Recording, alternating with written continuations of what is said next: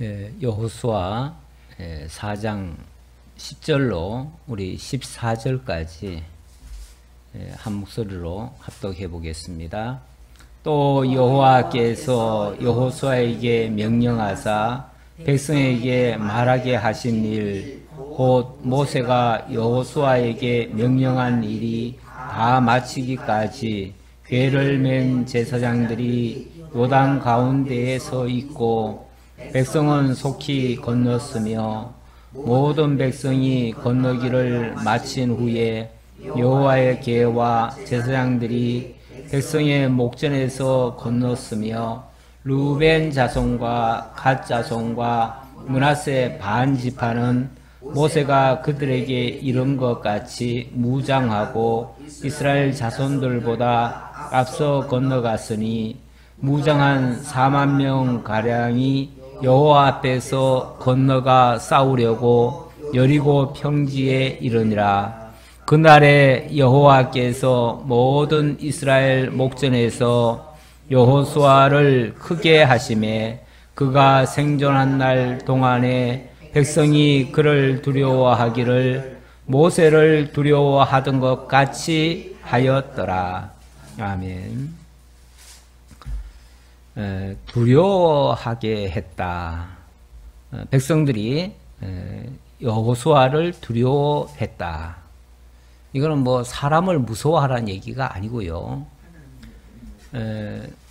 그가 하는 일을 보면서 야, 이분이 정말 하나님이 쓰시는 하나님의 종이구나. 그래서 그를 볼 적마다 마치 하나님을 대하듯이 하나님 앞에서 자신을 낮추고 하나님의 말씀에 순종하듯이 하나님 경외하듯이 그렇게 했다 그 말이에요. 그가 전하는 말은 곧 모세의 말과 같았고 모세는 곧 하나님께서 모세를 신과 같이 해주셨잖아요. 네, 그렇게 해준 것처럼 그렇게 하게 됐다. 네, 단순히 사람을 두려워하라는 얘기는 아니다. 다만 그를 통해서 하나님의 놀라운 능력을 볼 수 있었다. 그래서 그를 보면서 마치 하나님 앞에 선 것처럼 그런 자세를 취하게 됐다. 그 말입니다. 우리가 하나님의 말씀의 그 위엄은 사실 높여드려야 됩니다. 우리 하나님의 말씀을 높이지 않으면 그러면 우리가 순종을 안 해요. 그렇잖아요? 네.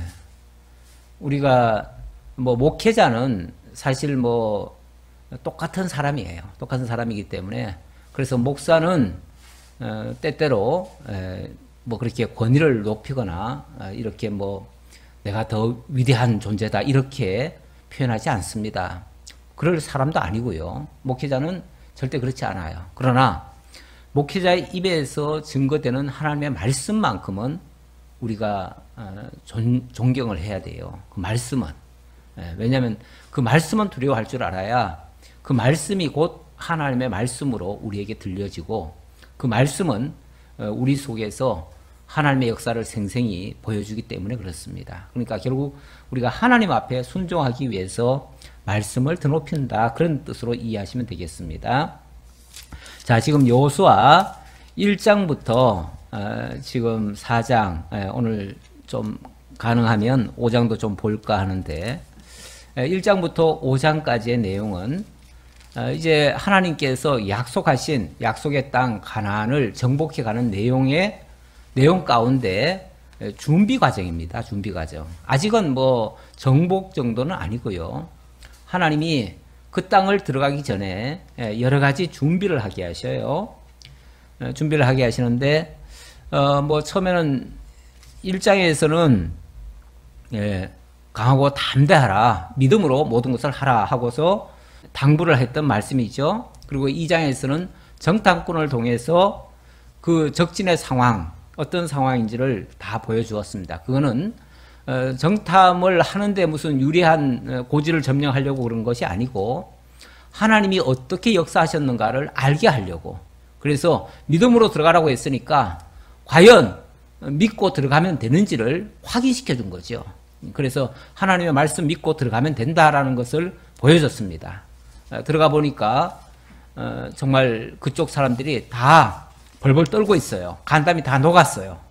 그러니까 들어가기만 하면 된다는 것이 확인이 됐죠. 그래서 이제 안심하고 믿고 들어갑니다. 3장에서는 이제 말씀을 앞세워서 이제 약속의 땅 가나안으로 요단을 건너는데, 요단 건널 때에 지난번에 보니까 제사장이 먼저 앞장서서 가라 그래요. 제사장이 그것도 법궤를 메고, 언약궤를 메고 먼저 앞장서서 가라. 그 말은 하나님의 말씀을 앞세운다는 얘기예요. 예. 인간이 앞서는 게 아니에요. 하나님의 말씀이 앞서는 거예요. 하나님이 앞서고 하나님의 말씀이 앞서요. 그래서 백성들은 그 뒤를 따라가는 거예요. 그래서 말씀을 따라가라 하는 뜻으로 제사장을 앞세웠습니다. 앞세우고, 또 하나님께서 건너갈 때에도 사실은 좋은 조건에서 건너가라는 게 아니고 최악의 조건이죠. 물이 불어가지고 요단강 뭐 그렇게 크지는 않지만은 비가 많이 와가지고 보리배일 무렵에 비가 많이 와가지고 물이 넘칠 때, 이번에 헝가리에서 다뉴브 강인가요? 예, 거기서 이제 침몰 사고가 일어났잖아요. 예. 그런데 거기도 뭐 그렇게 크지 않은 강이라고 그래요. 그렇게 폭은 우리 한강보다는 훨씬 적대요. 그런데 얼마 전에 비가 많이 왔어요. 비가 많이 와가지고 굉장히 물살이 빠르고 또 흙탕물이 막 져가지고, 그래서 사람들이 수색을 하러 들어가야 되는데, 잠수사들이 들어가야 되는데 들어갈 수가 없을 정도래요. 얼마나 물살이 빠른지. 원래 이게 좁고 물이 많으면요 더 빠릅니다. 네. 그래가지고 굉장히 위험하죠. 그런데 하나님께서 그렇게 가장 위험할 때에 요단강으로 들어가라 그래요. 그래서 요단강으로 들어갔더니 들어가는 순간 물이 딱 멈췄죠. 멈추고 들어갈 때에 제사장이 맨 먼저 앞장서 가지고 요단강 한 복판에 딱 서라고 그래요. 서고 12대표를 뽑아 가지고 그 12대표가 밖에 있는 돌 하나씩을 가지고 들어갑니다. 물속으로 가지고 들어가요. 자, 그래서 한 가운데다가 12돌을 다 세워놓습니다. 강 가운데 세워놓고, 그리고 그 안에 있는 돌 12개를 뽑아가지고 그걸 가지고 다시 이제 건너편으로 넘어갑니다. 건너편 여리고죠. 여리고 땅으로 넘어갑니다. 이 과정에서 하나님의 말씀을 든 제사장은 그 강 한복판에서 움직이지 않습니다. 움직이지 않고 백성들이 다 건너갈 때까지 책임을 지는 거죠. 책임을. 그 백성들이 안전하게 다 건너갈 때까지. 그 당시 건너간 사람이 한 4만여 명이래요. 4만여 명. 군인들, 전체 백성이 다 가는 건 아니고요. 군인들만 가는데, 남자들만 가는 거죠. 남자들만 한 4만여 명이 건너갑니다. 건너가는데 4만 명이면 굉장히 많은 숫자입니다. 적은 게 아니에요. 그 많은 숫자가 지나가기까지 제사장은 한복판에서 가만히 서 있고, 그리고 그들이 다 건너간 다음에 제사장이 이제 그제서야 바깥으로 나오지요. 나오니까 다시 물이 합쳐집니다. 그래서 물이 다시 정상적으로 돌게 되죠. 자, 이런 과정을 지금 소개를 하는 장면입니다. 자, 오늘 10절부터 보니까 또 여호와께서 여호수아에게 명령하사 백성에게 말하게 하신 일, 곧 모세가 여호수아에게 명령한 일이 다 마치기까지 궤를 맨 제사장들은 요단 가운데에 서 있고 백성은 속히 건넜으며, 그러니까 하나님의 말씀이 백성들의 전 운명을 다 책임지시는 거예요. 예. 어찌 보면 그 제사장이 조금만 삐끗하면 어떻게 될까요? 물이 다 덮쳐버려서 아마 다 수장이 될 수도 있어요. 물론 제사장이 들어가가지고 그 물이 딱 멈췄으니까 그 다음에 사람들이 지나갈 수는 있지만은, 솔직히 저게 덮치면 어떨까 싶어가지고 두려우면은 갈 수 있어요, 없어요? 도저히 못 가지요. 실제로 전에 전에 이제 40년 전입니다. 40년 전에 모세가 홍해를 가리켜서 그때는 지팡이를 들었습니다. 지팡이를 딱 드니까 갑자기 바닷물이 쫙 갈라져요. 쫙 갈라지고 그 사이를 백성들이 지나갑니다. 다 지나갈 때까지 어찌 보면 모세가 그것을 붙들고 있는 거죠. 네, 그러다가 백성들이 다 지나간 다음에는 다시 내리죠. 내리면 어떻게 되죠? 다시 합쳐지는 거죠. 합쳐져서 그 뒤를 따르던 애국 군대가 다 수장이 되어버렸습니다. 몰살당해요. 우리 하나님께서 또 무슨 전투에서 그랬나요? 전투에서 아말렉 전투인가요? 아말렉 전투에서 모세가 두 팔을 이렇게 들면 전쟁에서 이기고 두 팔을 내리면 전쟁에서 지고 이런 일이 발생했습니다. 그런 적이 있어요. 하나님께서 자, 오늘 아말렉, 너희 원수 아말렉과 오늘 전투가 일어났다. 그러니까 모세 너 올라와서 너는 손 들고 하나님 앞에 기도해라. 그랬던 거예요. 근데 모세가 손을 들고 있는데 너무 힘드니까 어떻게 해요? 팔을 내렸을 거 아니에요. 내리니까 그 순간 그만 이스라엘 백성들이 갑자기 뒤로 밀려가는 거예요. 밀려가니까 그 옆에 여호수아와 아론과 훌이 그 옆에 있다가 그 옆에다가 뭘 받쳐놓고 그 위에서 손을 붙들어 주죠. 붙들어 줘가지고 붙들고 있는 동안은 전쟁에 이겼어요. 그렇게 해서 승리했지요. 어찌 보면 아마도 제사장이 여기서 삐끗하거나 뭔가 조금만 실수하면 뭐가 되죠? 다 몰살당할 수도 있는 상황이에요. 그러니까 우리 하나님이 하신다고 해가지고 우리가 긴장 안 할 수는 없어요. 항상 긴장 상태에서 하나님의 하시는 것을 보면서 정말 하나님의 손에 달려있음을 인정하면서 그렇게 하나님의 섭리에 순종을 해야 되는 것이죠. 11절 모든 백성이 건너기를 마친 후에 여호와의 계와 제사장들이 백성의 목전에서 건넜으며 루벤 자손과 갓 자손과 므낫세 반 지파는 모세가 그들에게 이른 것 같이 무장하고 이스라엘 자손들보다 앞서 건너갔으니 무장한 4만 명 가량이 여호와 앞에서 건너가 싸우려고 여리고 평지에 이르니라. 자, 여기에 루벤 자손, 갓 자손, 므낫세 반 지파가 제일 앞장서서 건너갔다 이렇게 얘기하네요. 제일 앞장서서 건너갔대요. 이 사람들은 지난번에 그 모세가 죽기 전에 모세한테 그랬죠. 모세한테 요단 동편 땅을 우리 처자식들이 너무 힘들고 하니까 우리에게 이 땅을 주시면은 좋겠습니다 하고서 땅을 주기로 했어요. 그랬더니 그때 만약에 땅만 받고 우리는 땅 받았으니까 우리는 갈 거 없다 그리고 안 갈까 봐 그때 아주 당부를 했죠. 너희들이 만약에 여기서 땅 받았다고 해가지고 너희들이 안 간다면 그러면 너희들은 완전히 망할 수 있다. 그렇게 이제 경고를 했지요. 그랬더니 그들이 그때 약속을 합니다. 무슨 약속을 했냐면 우리가 절대로 여기 먼저 땅을 주신다고 해가지고 여기 머물리지 않겠습니다. 오히려 서편 땅이 원래 약속의 땅이니까 그 땅을 다 정복할 때까지 제일 앞장서서 들어가겠습니다. 그리고 앞장서서 싸우겠습니다. 그리고 그 땅을 다 정복한 다음에 우리는 돌아와서 동편 땅에 살겠습니다. 이렇게 약속을 해요. 그래서 쉽게 말하면 조건부로 허락을 한 거죠. 그래서 두 지파 반에게 먼저 땅은 주되 그 대신 앞장서도록 그렇게 했어요. 아무래도 자기네들이 이 땅에 와서 살려면은 그 땅을 빨리 정복해야 자기네들이 빨리 돌아올 거 아니에요. 그러니까 자기네들이 앞장서서 할 수밖에 없죠. 앞장서서 하고 그리고 아마 더 열심히 했을 거예요. 틀림없이. 그렇게 해서 그들을 앞세웠습니다.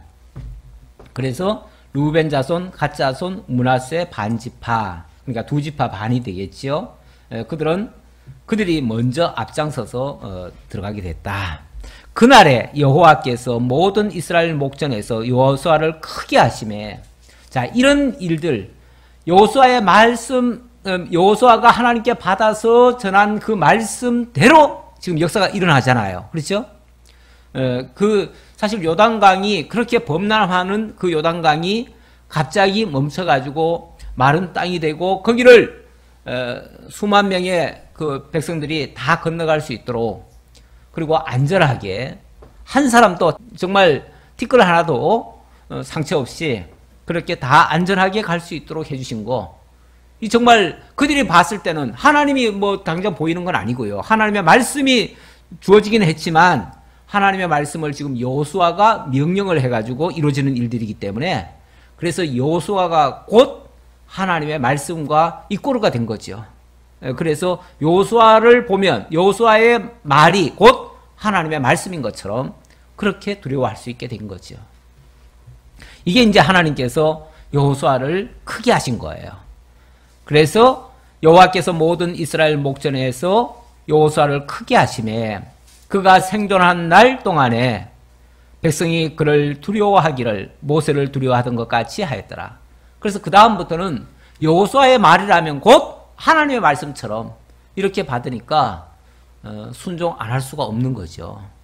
만약에 여호수아를 거역했다가는 하나님을 거역한 것 같이 형벌이 떨어질 수 있으니까 실제도 그렇기도 하고요. 네, 실제 그렇기도 하고 그러니까 정말 두려워했었다. 이건 좋은 의미에서의 두려움입니다. 예. 사실 우리가 하나님 앞에서는 좀 긴장을 해야 돼요. 예. 뭐 하나님이 지금 당장 지금 뭐 조금 잘못한다고 해서 바로바로 벌 주시지 않으니까 우리가 뭐 하나님 괜찮아 이래도 괜찮고 저래도 괜찮아 이렇게 아주 교만한 생각, 하나님을 만홀히 여기는 생각, 하나님이 마치 없는 것처럼 취급하는 생각 이런 것들은 바람직하지 않습니다.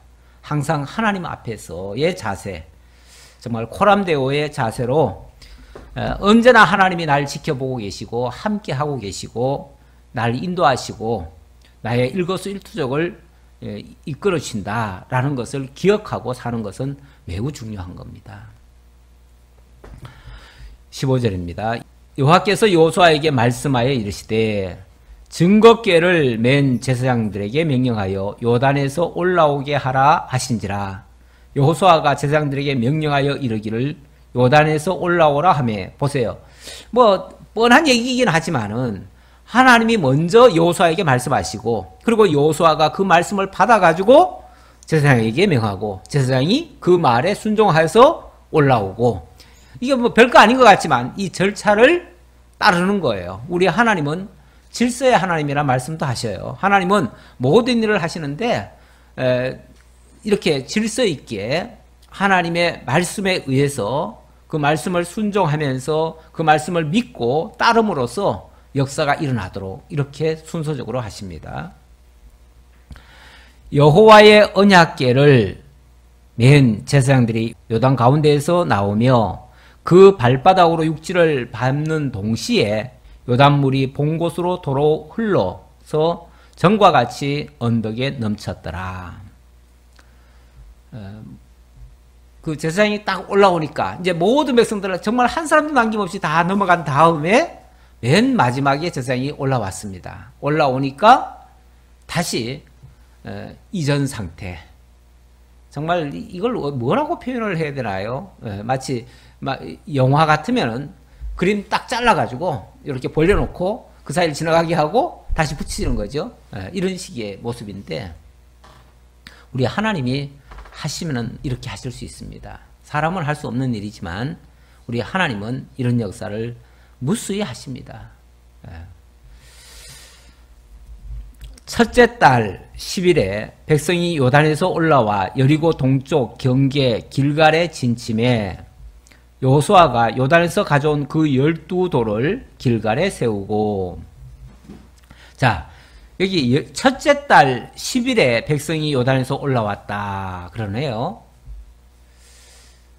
첫째 달 10일 그러면 첫째 달이 뭐죠? 그렇죠. 1월 정월 우리말로는 정월이죠. 정월 10일째 되는 거죠. 이스라엘 그 달력이 우리나라 달력하고는 좀 달라요.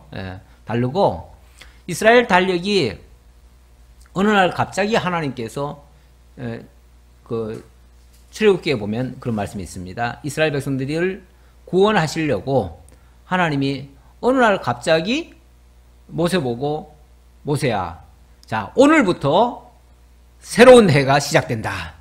오늘부터 쉽게 말하면 정월 초하루다 이렇게 얘기를 하시는 거죠. 그래서 오늘부터 계산을 해가지고 열흘 후면은 너희들이 양을 한 마리씩 잡아라. 양을 잡아가지고 그것을 먹고 그리고 너희들이 이제 출발한다. 그러면서 어찌 보면 정월달이 이스라엘 백성들 구원하는 달이에요. 그게 이제 40년 전 얘기예요. 40년 전에 하나님께서 새로운 해를 시작하시고 그리고 그때 이스라엘 민족을 애굽에서 구원해 내셨어요. 그런데 지금은 언제죠? 40년 후에 정월, 정월에 요단을 또 건너가는 거예요. 요단을 건너가니까 어찌 보면 출애굽은 홍해를 건넌 거고요. 여기는 요단을 건너는 거예요. 네. 어찌 보면 의미가 비슷하죠. 네, 비슷해요. 네. 그래서 이거는 그리고 애굽에서 홍해를 건넌 것은 어찌 보면 광야에 온 거죠. 광야에. 그건 완전한 구원은 아니죠. 광야에 있는 것이고 광야라고 하는 곳은 40년간 앞으로 시험받을 곳이에요. 거기서 훈련받고 거기서 이스라엘 백성들이 교육받을 장소예요. 거기는 훈련 장소예요. 그러니까 훈련을 시키기 위해서 광야로 보내기 위해서 구원을 시켰던 것이고 그건 완전한 구원은 아니에요. 자, 그런데 지금은 약속의 땅으로 들어가기 위한 이 요단강을 건너이죠. 그렇죠? 약속의 땅으로 들어가기 위한 건너이에요. 그래서 우리가 흔히 그 찬송할 때에 찬송가에도 보면 뭐 요단강을 건넌다 이런 표현이 많이 나와요. 많이 나오는데 그런 것들을 보통 어디다가 빗대서 얘기를 하냐면 영원한 천국으로 들어가는 것을 빗대서 얘기를 합니다. 영원한 하나님의 약속의 땅이죠. 거기가 약속의 땅. 우리로 봤을 때는 거기가 천국이고요. 이스라엘 백성으로 봐서는 거기가 약속의 땅, 젖과 꿀이 흐르는 정말 복지의 땅, 약속의 땅이에요. 그 땅으로 이제 첫 발을 내디디는 겁니다. 아직은 뭐 본격적으로 그 땅에 들어가서 사는 건 아니고요. 아직은 이제 그 땅에 들어가기 위한 어찌 보면 지금 준비 과정이라고 그랬잖아요. 준비 과정이니까 아직 완전히 다 된 건 아니에요.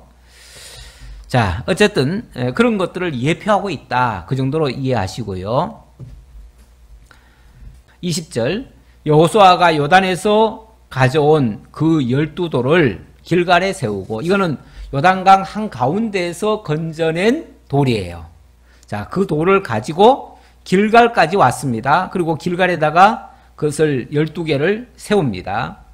이스라엘 자손들에게 말하여 이르되 후일에 너희의 자손들이 그들의 아버지에게 묻기를 이 돌들이 무슨 뜻이니까 하거든 너희는 너희의 자손들에게 알게 하여 이르기를 이스라엘이 마른 땅을 밟고 이 요단을 건넜음이라.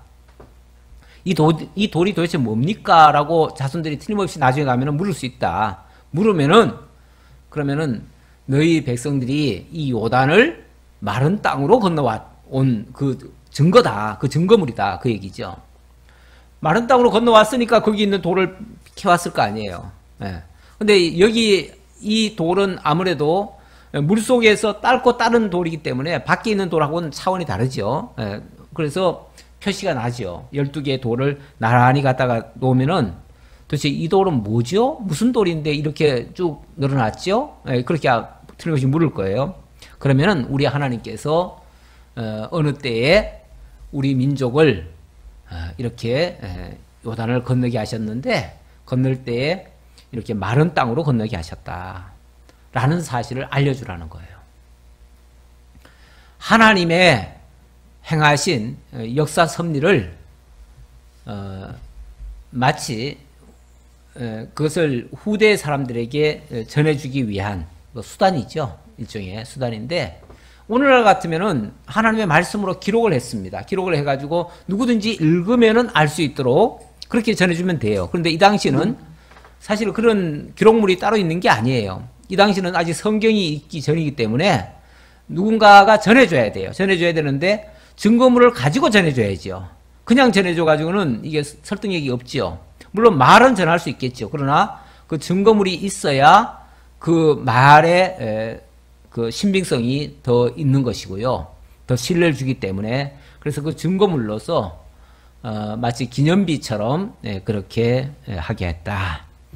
이것도 교육이다. 그렇게 말씀드리고요. 23절 너희의 하나님 여호와께서 요단물을 너희 앞에서 마르게 하사 너희를 건너게 하신 것이 너희의 하나님 여호와께서 우리 앞에 홍해를 말리시고 우리를 건너게 하신 것 같았나니 이는 땅의 모든 백성에게 여호와의 손이 강하신 것을 알게 하며 너희가 너희의 하나님 여호와를 항상 경외하게 하려 하심이라 하라. 그렇게 하신 이유와 목적을 분명하게 밝히는 거죠. 왜 이런 것을 자손들에게 알려줘야 되느냐 하면 우리 하나님의 능력이 이렇게 크시다. 그리고 우리 하나님의 그 말씀이 이렇게 위대하다. 하나님이 말씀하셨으면 말씀하신 그대로 이루신다. 40년 전에 하나님께서 홍해를 마르게 하셨는데 그리고 광야 40년간 광야를 돌게 하다가 약속의 땅으로 들어가게 할 거다라고 했는데 정확히 40년 만에 약속의 땅에 들어가기도 하시고 그리고 말씀을 앞세워서 또 이 모든 역사가 일어나도록 하시지 않았느냐. 우리가 말은 쉬운데요. 그 말이 이루어지는 것까지는 어렵습니다. 거기에는 능력이 첨가가 돼야 그 말씀의 위력이 나타나는 거죠. 그래서 하나님의 말씀하신 것이 정말 하나도 땅에 떨어지지 아니하고 그대로 이루어졌다는 사실이 증명이 됩니다. 그랬을 때에 하나님의 능력이 드러납니다. 그래서 여호와의 손이 강한 것을 알게 하며 하나님의 손, 이 모든 역사 섭리가 하나님의 손 끝에서 나온 거 아니에요? 하나님의 말씀, 하나님의 손, 하나님의 역사라는 얘기예요. 그게 사람이 어떻게 했겠어요? 거기에 무슨 여호수아가 있습니까? 제사장이 있습니까? 여호수아나 제사장은 하나님의 말씀을 따랐을 뿐이에요. 그리고 그걸 믿고 그냥 순종했을 뿐이에요. 근데 그거 믿는 것조차도 사실은 지난번에 보니까 하나님이 다 보여준 거예요. 그 여리고 성에 들어가서 정탐꾼을 통해서 보여주고 하나님의 말씀대로 그대로 이루어지고 있다는 사실을 다 알려주니까 그거 믿고 들어간 거예요. 그래서 하나님이 믿음 주시고 그 믿음대로 행하는 걸 보고 하나님은 또 칭찬하시고 그러는 거예요. 사실 그 믿음도 내 거라고 그래서 자랑할 수가 없어요. 하나님이 주신 믿음이에요. 그래서 내가 영광을 얻었다면 그 영광은 하나님께 돌림이 마땅한 거죠. 그래서 이건 정말 하나님 하신 일입니다. 내가 이 영광 받기에는 합당치 않습니다. 하나님이 받으시는 것이 합당합니다. 하고서 하나님께 영광을 돌리는 것이 우리의 본분이다. 그 정도로 말씀드리고요. 5장입니다. 자, 5장의 내용은 이제 요단까지는 건넜어요. 요단까지는 건넜는데 아직까지 뭐 그 땅을 정복했다 이렇게는 말할 수 없지요. 아직은 준비 과정이에요. 준비 과정인데 이제 첫 성이 여리고성입니다. 가나안 땅의 첫 성이 여리고성인데 사실은 가나안 지역에서 제일 큰 성이고요. 제일 큰 성이고 제일 강력한 성이에요. 그 성이. 아무래도 이 적진 가까이에 있기 때문에 아마 제일 크게 짓고 제일 든든하게 만들어 놨을 거예요. 나중에 그 고고학자들이 그 여리고 성터를 이렇게 발굴을 했는데 보니까 성 위에 그 두께가 뭐 지금으로 말하면은 왕복으로 차가 다닐 정도의 그런 큰 넓은 그런 성곽으로 돼 있더래요.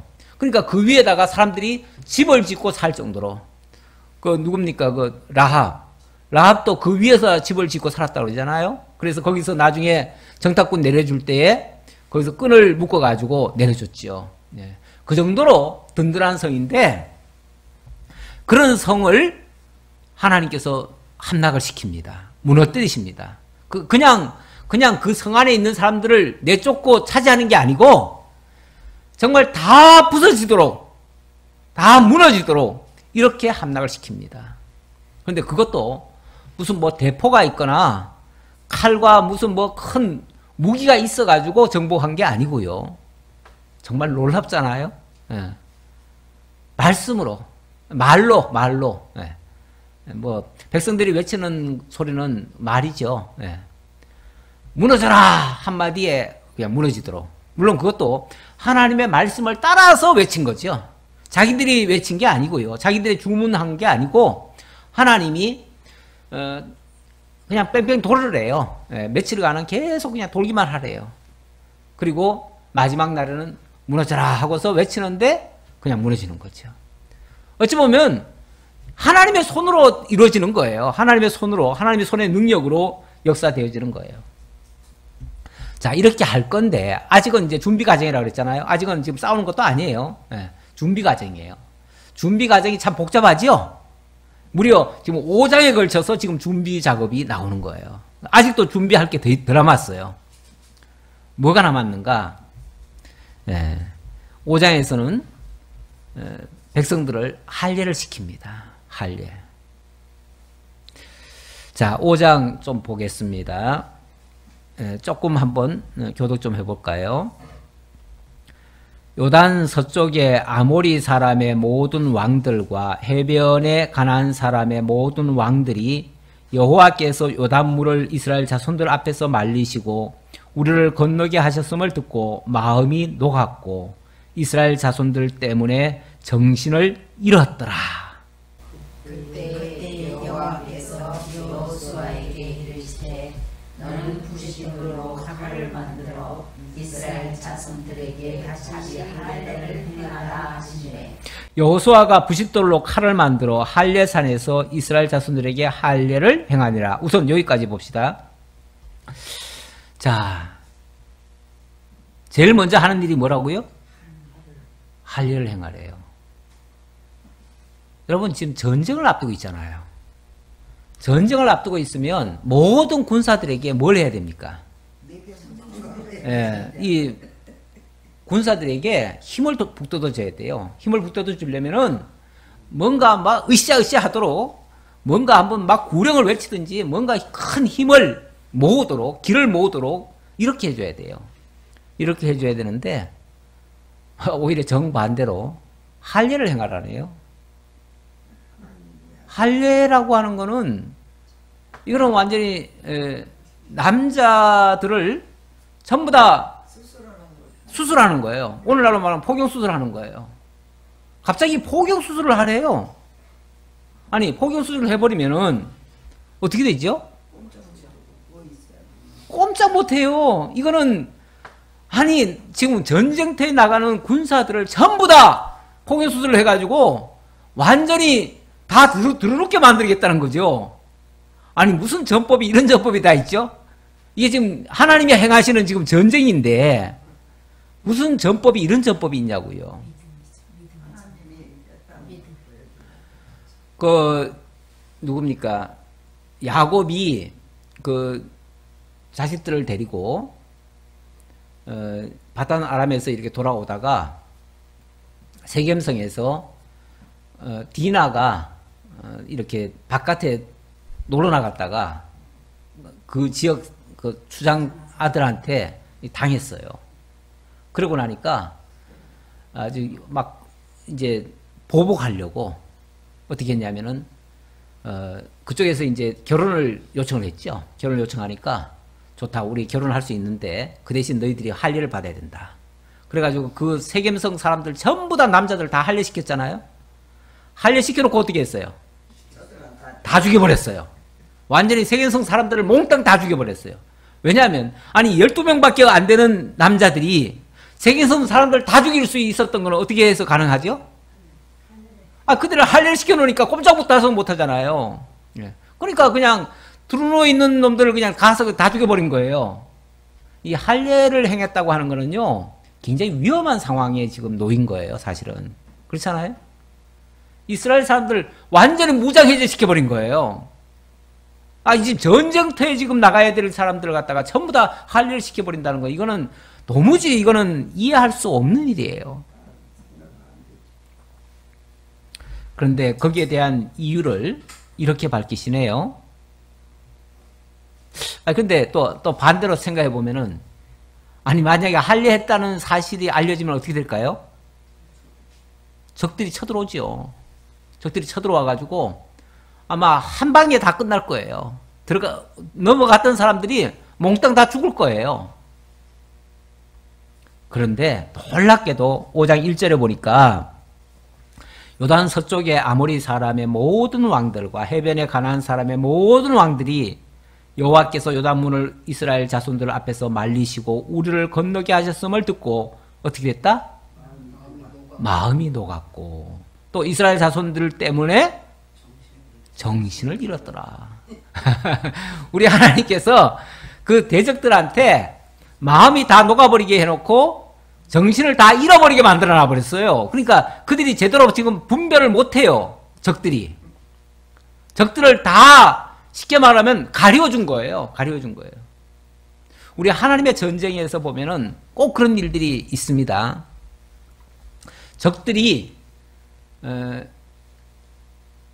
갑자기 눈이 멀어요. 갑자기 깜깜해져요. 그래가지고 한치 앞을 못 내다봐요. 그러니까 앞에 뭐가 어떤 놈이 가까이 있으면은 적인 줄 알고 다 쳐버리죠. 쳐버리고 나중에 정신 차리고 보니까 전부 다 자기 동료들 다 죽여버렸어. 알고 보니까. 이스라엘은 손도 안 댔어요. 손도 안 댔는데 자중질환이 일어나가지고 자기들끼리 다 죽여버려요. 그리고 갑자기 이상한 소리를 듣고 갑자기 막 미쳤듯이 이렇게 행동을 해요. 어디서 말발구 소리가 나니까 다 주랭랑을 쳐버려요. 이게 이제 하나님이 하시는 일이거든요. 그러니까 이스라엘 백성들은 어찌 보면은 다 지금 포경수술해가지고 다 들어 눕혀놓고 그리고 하나님은 그들에게 간담을 다 녹여놔버렸어요. 정신을 잃게 만들어버렸어요. 올바로 분별을 못하게 만들어놔버린 거예요.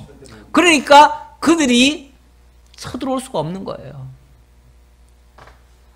아마 이 사실이 만약에 이렇게 그 적에 대해서 하나님이 그렇게 안 해놨으면요, 분명히 아마 불신하고, 아니 무슨 짓이냐 이게 우리가 지금 여기까지 와가지고 이게 무슨 뭐 하는 짓이냐 이렇게 아마 따지고 했을 거예요. 그런데 워낙 여호수아를 두려워하게 만들었잖아요. 앞에서. 그렇죠? 두려워하게 만들었고 여호수아의 말이 곧 하나님의 말씀처럼 그렇게 들었기 때문에 어찌 보면 말도 안 되는 걸 지금 시키는데 그걸 다 순종을 하는 거죠. 백성들도. 예. 그래서 할례를 행하는데 할례도 아주 어찌 보면 무식하게 하잖아요. 요즘은 정말 기계도 좋고 면도칼 같은 걸로 아주 하기 때문에 그렇게 아프지 않을 거예요. 왜냐하면 이렇게 주사도 놓고 이렇게 해서 하니까 그렇게 아프지 않을 텐데 그때에 여호와께서 여호수아에게 이르시되 너는 부싯돌로 칼을 만들어 이스라엘 자손들에게 다시 할례를 행하라 하시매 부싯돌로 칼을 만들어 이스라엘 자손들에게 다시 할례를 행하라. 이거 얼마나 힘든 일이에요. 네. 칼 가지고 하라는 것도 아니고 부싯돌 가지고 칼을 만들어 가지고 하래요. 이게 굉장히 힘든 거예요. 이건 사실은. 네. 아주 생짜배기로 사람을 그냥 힘들게 하는 거예요. 어찌 보면. 네. 그것도 다시 할례를 행하라 그러네요. 사실 원래 이스라엘 백성들이라면은 할례를 다 하지요. 원칙은. 그렇죠? 하지만 여기서는 완전히 또 새롭게 하라. 다시 하라. 이런 식으로 얘기를 하네요. 그러니까 그동안 어찌 보면 더럽혀졌고 부정하게 된 것을 이 할례라고 하는 거는 다 새롭게 하는 거 아니에요? 네. 새롭게 하는 거기 때문에 완전히 어찌 보면 여기서는 완전히 이제 새 사람이다. 쉽게 말하면은 옛 사람은 죽고 새 사람으로 완전히 살아났다. 이런 것들을 가리키고요. 하나님 앞에 이제 완전히 헌신한 그런 사람으로 탈바꿈을 시키는다는 의미가 있겠지요. 그런 의미를 주기 위해서 할례를 행하라고 했습니다. 여호수아가 부싯돌로 칼을 만들어 할례산에서 이스라엘 자손들에게 할례를 행하니라. 여호수아가 할례를 시행한 까닭은 이것이니, 그 할례를 하라고 하신 이유가 있어요. 그것은 애굽에서 나온 모든 백성 중 남자 곧 모든 군사는 애굽에서 나온 후 광야 길에서 죽었는데 그 나온 백성은 다 할례를 받았으나 다만 애굽에서 나온 후 광야 길에서 난 자는 할례를 받지 못하였음이라.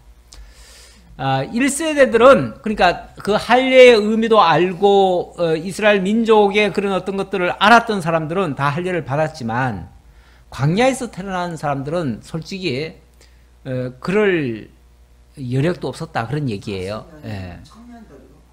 예. 새로 태어난 사람들이니까 아무래도 어린 사람들도 있을 테고 어쨌든 뭐 여기는 이제 장정들이죠. 여기는 다 장정들인데 어쨌든 그런 사람들이 할례를 제대로 못 받았기 때문에 할례를 받아야 된다. 우리가 무슨 일을 하는 것도 중요하지만요. 하나님 앞에서 새롭게 되는 것이 더 중요한 겁니다. 그렇잖아요? 우리가 하나님 앞에서 하나님의 사람 되는 게 중요하지 하나님의 일 그 자체가 우리가 목적은 될 수가 없어요. 일이라고 하는 것은 하나님의 사람이 되고 하나님 앞에서 합당한 사람이 되게 하기 위한 수단으로서 일을 하는 거지 일이 목적이 될 수는 없어요. 교회에서는 어떤 경우에도 일이 우선은 아닙니다. 먼저 하나님 앞에서 내가 새롭게 되는 것이 가장 중요합니다. 그러려면 가장 먼저 하나님 앞에 내가 죄인이었다는 사실이 고백되어져야 되고요. 그리고 하나님의 사람으로 새롭게 거듭나는 그런 과정이 사실은 필요합니다. 그 다음에 뭐 교회에서 무슨 일을 하고 하는 것들은 그 다음 이야기들이에요. 그래서 가장 먼저 우리가 교회에 와서 할 일은 하나님의 사람으로 내가 먼저 탈바꿈이 되어져야죠. 탈바꿈이 되어지려면 내 자신이 사실은 다 내려져야 됩니다. 내 옛사람, 내 성질, 내 본성, 내 하고 싶은 옛 계획들, 세상에서 가지고 있는 내 그 어떤 야망, 그 그대로 가지고 교회에 와서 뭘 하려고 하면요. 결국은 쟁기를 잡고 뒤돌아보는 거나 마찬가지예요. 이렇게 되면 두 가지를 동시에 우리가 할 수가 없습니다. 하나님과 세상 동시에 잡고 동시에 따라갈 수가 없어요. 그렇게 되어지면 오랜 세월이 지나도 변화가 전혀 없지요. 실제 바뀌지 않지요. 그래서 우리가 정말 하나님 앞에 오면요. 먼저 죄인됨을 고백하고 정말 회개라고 하는 그 과정이 사실은 한번 필요합니다. 그래서 우리가 정말 죄인임을 알고 하나님의 의로만 구원받을 줄 알고 하나님 앞에 정말 항복하는 그런 자세가 필요한데 어찌 보면 이스라엘 백성들이 약속의 땅 가나안 차지하는 게 중요하지만 새 사람 돼서 차지해야지 새 사람 되지 않고 차지하는 것은 별 의미가 없어요. 그래서 새 사람으로 바꾸시기 위한 그런 역사라 그 말이죠. 자, 6절입니다. 이스라엘 자손들이 여호와의 음성을 청종하지 아니하므로 여호와께서 그들에게 대하여 맹세하사 그들의 조상들에게 맹세하여 우리에게 주리라고 하신 땅 곧 젖과 꿀이 흐르는 땅을 그들이 보지 못하게 하리라 하시매 애굽에서 나온 족속 곧 군사들이 다 멸절하기까지 40년 동안을 광야에서 헤매었더니 그들의 대를 잇게 하신 이 자손에게 여호수아가 할례를 행하였으니 길에서는 그들에게 할례를 행하지 못하였으므로 할례 없는 자가 되었음이 어떠라. 이거는 이제 그동안의 과정을 얘기하는데 이스라엘 백성들 어찌 보면 하나님께서 구원을 해주셨어요. 해줬는데 광야에서 사실은 하나님의 말씀을 잘 듣지 않았었다. 그래서 하나님의 진노를 받고 결국은 다 죽었고 그리고 계속 그 과정은 어찌 보면 이동의 과정이었기 때문에 이동 과정에서는 이 본격적인 할례를 행할 수가 없었다. 그래서 이제 새로운 땅에 우리 예수님 표현에 의하면은 새수론 세부대라는 표현이 있었는데, 우리가 이제 새로운 땅에 들어가서는 새로운 사람으로 이제 하기 위해서는 거듭나야 된다. 이제 이런 의미로 이해할 수 있겠습니다. 자, 8절입니다. 또 그 모든 백성에게 할례 행하기를 마침에 백성이 진중 각 처소에서 머물며 낫기를 기다릴 때에 여호와께서 여호수아에게 이르시되 내가 오늘 애굽의 수치를 너희에게서 떠나가게 하였다 하셨으므로 그곳 이름을 오늘까지 길갈이라 하느니라. 길갈이라고 하는 말의 의미가 뭐 굴러간다 그런 뜻이라고 그래요. 근데 이제 애굽의 수치가 여기서 다 사라졌다 그 얘기예요. 할례를 통해서 옛사람, 그 죄악된 삶, 애굽 그 종되었던 삶, 또는 광야에서 그 더럽혀졌던 삶, 이런 삶들이 여기서는 완전히 다 사라져버리고 이제 완전히 새로운 사람으로 다시 거듭났다. 그런 의미로 할례를 행하게 한 거다. 자, 오늘 여기까지 할까요? 조금 남았는데 이거는 우리 좀 아꼈다가 다음 주에 또 더 살펴보도록 하겠습니다. 오늘 말씀 속에서 모든 것은 다 하나님이 말씀으로 행하신다. 그래서 말씀을 앞세워서 세상들로 하여금 이끌어가게 했고, 또 여호수아도 하나님의 말씀을 받들어서 명을 했고 그 말씀에 순종했고, 지금 드디어 약속의 땅에 들어오긴 했는데 아직 정복한 상태는 아니고요. 들어오긴 했는데 마지막 어찌 보면 준비 과정에서 할례라고 하는 거, 지금까지의 모든 부정한 것을 다 씻어내는, 어찌 보면 다 완전히 새롭게 하는 이런 역사를 했습니다. 우리가 하나님 앞에 설 때에 완전히 새롭게 되어야 한다는 것을 교훈적으로 우리가 봤고요.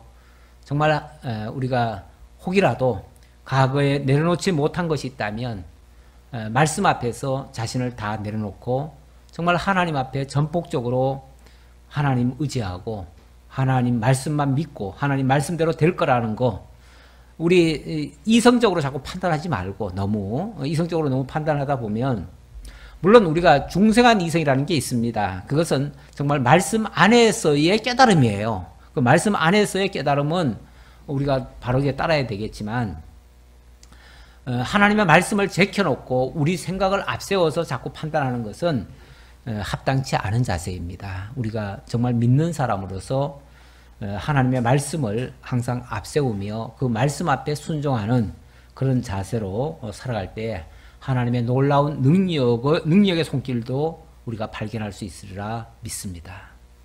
아버지 하나님 감사합니다. 우리에게 하나님 살아계심을 확인시켜 주시고 우리 생각을 앞세우지 말고 하나님의 섭리를 따라서 우리가 순복할 줄 아는 참 지혜자들 다 될 수 있도록 오늘도 말씀 주셔서 감사합니다. 여호수아가 순종하고 제사장이 순종하고 백성들이 순종했던 것처럼, 그리고 그 순종에 앞서서 우리의 자신을 다 내려놓고 새롭게 되기를 바라시는 우리 하나님 앞에 우리도 겸손히 순종하고 내 모든 죄에 대해서 정말 하나님 앞에 다 내려놓고 내 모든 것 앞세우지 않고 하나님 말씀만 따르는 저희 모두가 되도록 함께 해 주옵소서. 이 밤도 주님 가는 길 지켜주옵시길 간절히 바라옵고 예수님의 이름으로 기도하옵나이다. 아멘.